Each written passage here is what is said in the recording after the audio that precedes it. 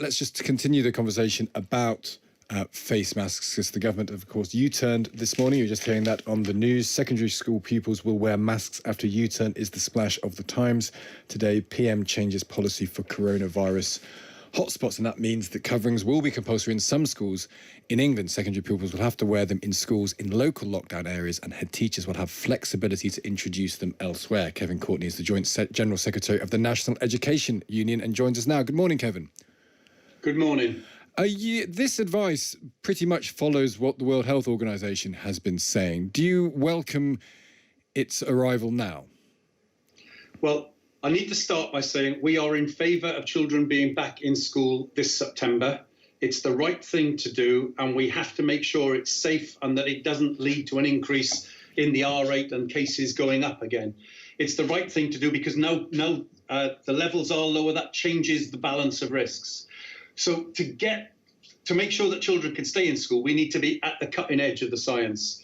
So when the World Health Organization says that their advice is that in some areas, children of 12 and above should wear them in communal areas, we think it's important to listen to that. We regret that the government's been so incoherent, saying the reverse and then changing its mind, because we need more certainty from the government that they, more single voice that they are following the science. But what we regret is this notion that then individual head teachers make decisions in some areas. It may be that it's right to wear masks in some areas of the country. Maybe the science says that in order to stop the cases spreading. It may be that it's not necessary in other areas, but the government needs to make that decision rather than trying to get head teachers to be public health experts, which they aren't. It's the government's responsibility to make the decisions on those questions. That's interesting. Do you not think that some of your head teachers who are members might want the autonomy, might want to say, I know my local community, I know my pupils and teachers and parents, and actually I can make decisions about my own school. I don't want to be interfered with by the state. We want proportionate autonomy, but head teachers are not public health officials. The government has a responsibility in these matters, and it's got a responsibility to be on top of the science and to be giving people what that science says. We want the government to look at other aspects of the World Health Organization statement as well, because they said at the weekend in the same statement, they said that vulnerable staff, they talked about staff aged over 60, teachers, support staff aged over 60 or otherwise vulnerable. They said if they're working closely with students, they should be wearing medical grade masks. So we want the government to look at that science and to make a decision about that science. We think it's important to protect those sorts of vulnerable people. Now, sometimes there are questions around at the margins of this that somebody might feel, they might want to wear a mask for psychological, that it might be the thing that will help them get back into school. Some flexibility like that, but not saying that the public health decisions are the decisions that are made by head teachers when they're not equipped to do them. We need to be looking, there's much more data available now, and this is a good thing. In the last 4 to 6 weeks, there is much more data available at a local level. It's more or less at the level of council wards now about how many cases there were in the last week. The government could be saying, if the pattern of infection in your area, in your local wards is this, then you don't need masks because it's low level. If it's this, then you start to think about wearing masks. That's when you have the masks. The information's there to draw the science from, and it's their responsibility to be leading on that.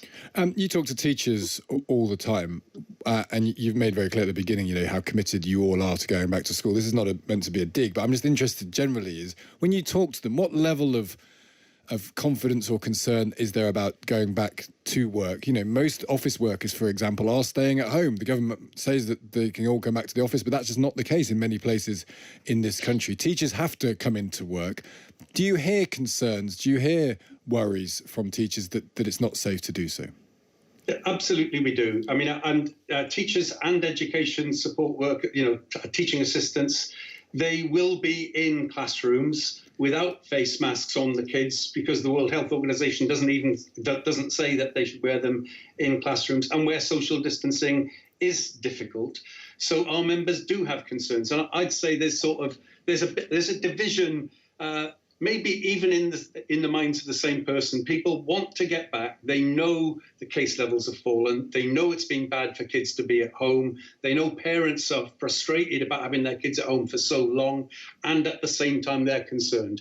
And they are concerned both at the level of individuals, if they're a pregnant woman in their last trimester, or if they are aged over 60, or if they have another vulnerability. So there are people individually with concerns, and there's also concern about what happens. The chief medical officers, when they spoke at the weekend, they went through in some detail how this virus is not a significant risk to children, and we think the science supports that. Children are less likely to get it, less likely to suffer it seriously, much less likely to die from it.